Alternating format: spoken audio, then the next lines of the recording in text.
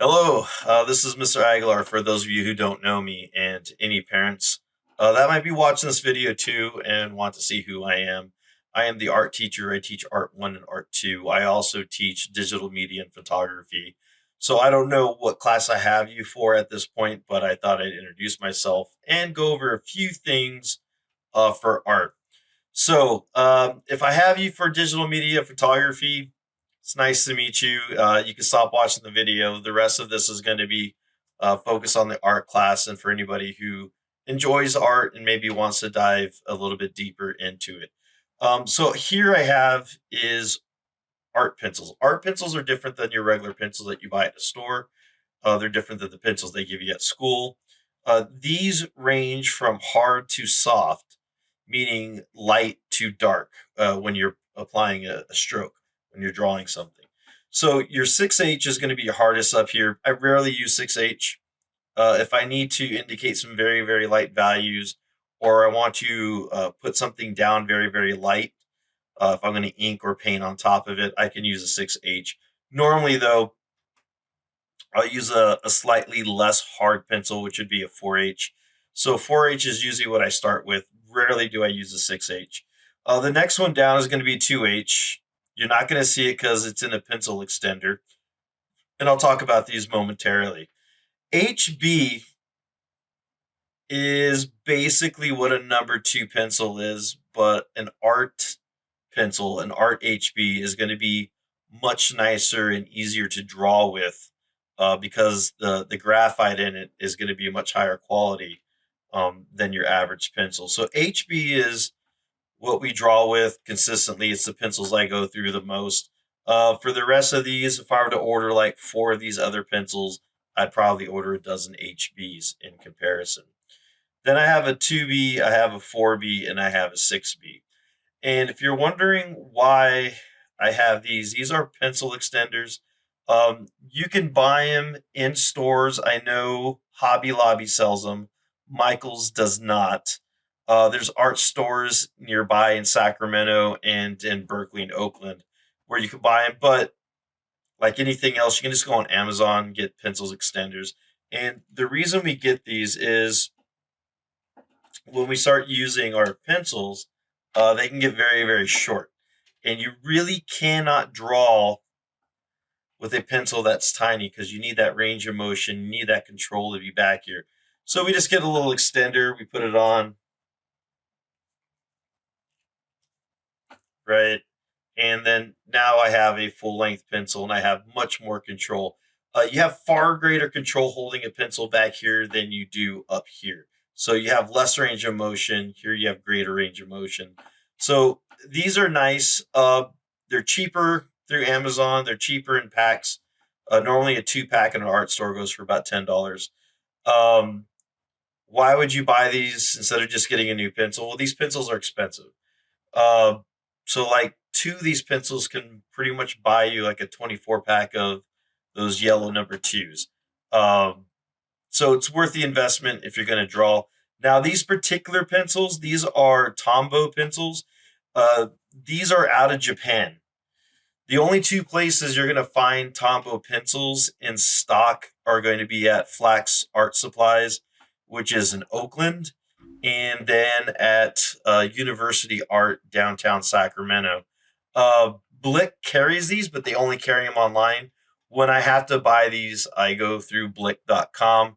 And again, this is information I can give you in the classroom if you're interested. So these are our pencils, right? Now I'm going to come over a few alternates, and one is a drafting pencil. And my lead broke. So let me get this out here. So these have a thick lead that goes into the case or the holder, and because it broke, it needs to be sharpened. And there's some nice things about these drafting pencils. One, I've had this pencil since college, so this pencil is from 1996. Could be a little bit older, could be 1995, but they last forever because you're buying the case. They're very, very sturdy and metal and like a durable plastic. but there's a sharpener on the back of the pencil, so I can just stick this in and sharpen the pencil that way, but it makes a mess. But it is a great way to get powdered graphite, or I can just buy the sharpener that's made for it and it wipes off that dust debris. So all you do is put it in here and you rotate it. And now I have a sharpened pencil. Okay, so these are really nice. They obviously last forever. This pencil is going to be older than any of my students. Sadly, at this point, this pencil might be older than some of the teachers. So I've had it for quite a while. Other pencils that I get, you can get these at Staples. You can order them through Staples. You can order them through Office Depot. But these are the Pentels. This is a 0.9 and this is a 0.7. These are the nicest off-the-shelf mechanical pencils that you can buy. Very durable, very sturdy, very comfortable, very easy to draw with. So if I'm going to buy a mechanical pencil, you can go right into Staples and get them, or you can go online. There's 3 sizes. 0.9 is this like purple magenta. The blue is 0.7, and then they have a black one that's a 0.5.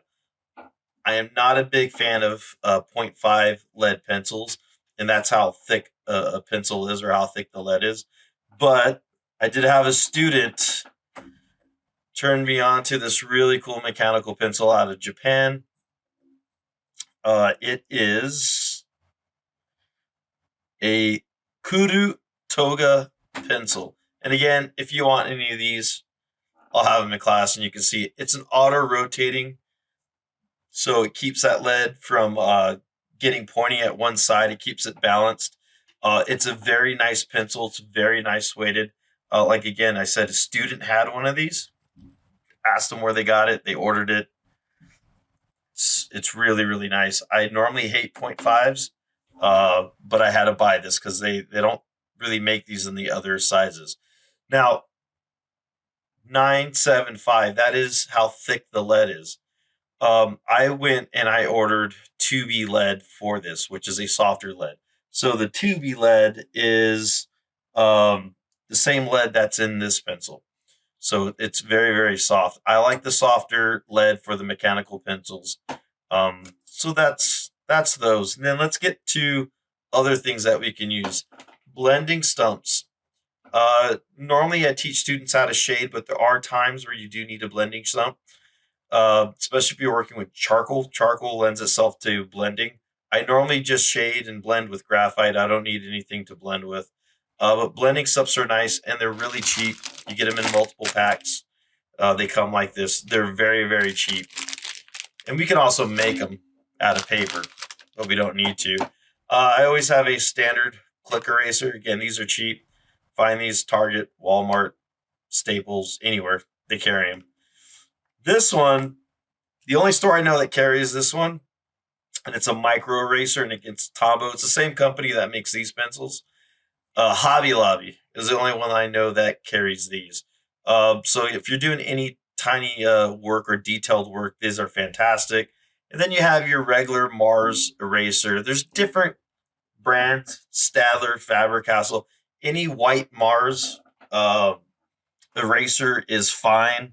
And again, Mono, this is the same company that makes the pencils out of Japan. This is a dust catch eraser. It basically doesn't leave like little eraser marks or the little like almost like grains of eraser on the paper. So this is really nice. You're not going to find this in the store. This you have to order. So I got this through Blick.com. I get these stuff through Blick.com. I get my pencil extenders through Amazon. All of this stuff you could pretty much find at Staples. Staples sells these. Most art stores will sell them. Hobby Lobby sells them. I think Michaels sells them. You're still better off going to an art store than, again, anybody has these. This Hobby Lobby only. The last thing I usually have in a drawing kit is I have like a small little ruler, and I have a bigger one that fits in a 8x11 sketchbook. But this fits in my art case, which I put over here.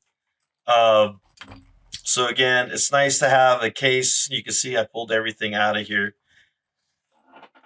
just to carry your stuff around. So I just wanted to give a quick intro to some materials and supplies.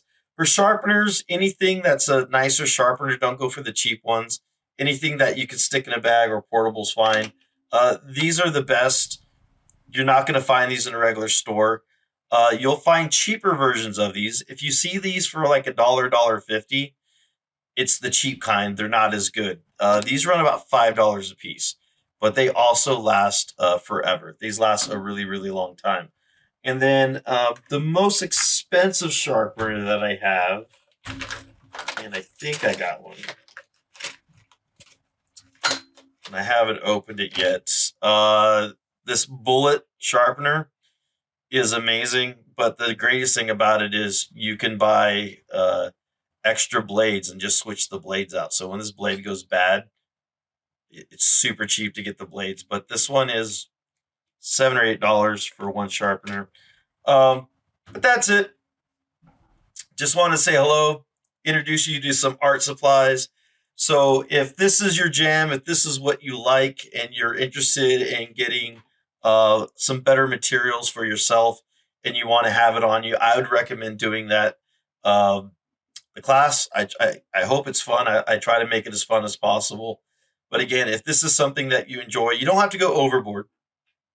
I teach art, I do art, so I have all this stuff. But if you're interested in getting anything, just come up to me. We'll have a chat. And then if your parent wants to talk to me about getting you some nicer supplies, feel free to reach out and contact me through my email. But I will see you guys soon. A couple of days, school starts. So till then, this is Mr. Aguilar, and I will see you on Wednesday.